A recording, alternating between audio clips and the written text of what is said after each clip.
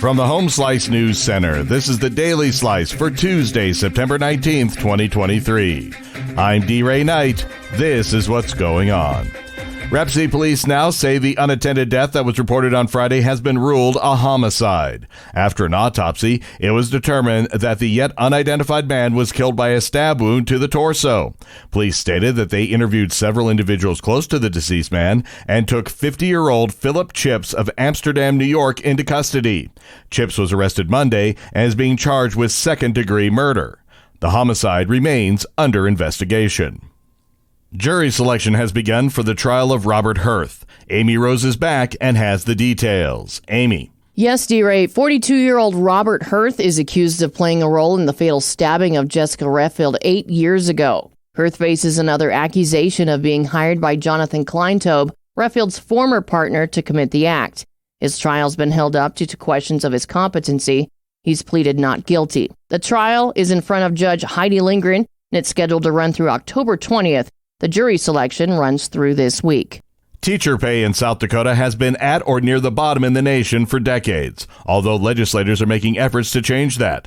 The Teacher Compensation Review Board is recommending new standards to ensure school districts are using increases in education funding to help solve that problem.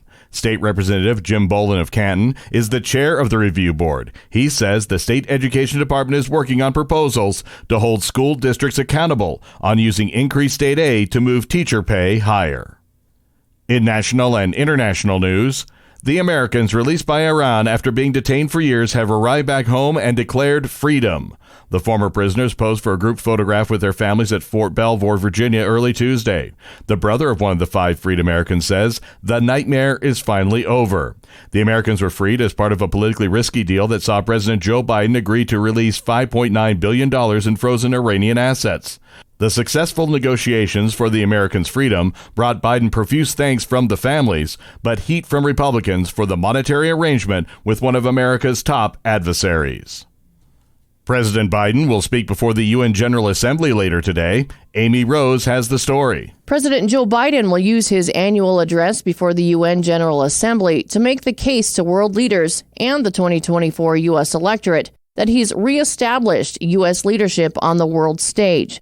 White House officials say Biden will use his Tuesday address to make a robust case for leaders to continue to back Ukraine's effort to repel a nearly 19-month-old Russian invasion that has no end in sight.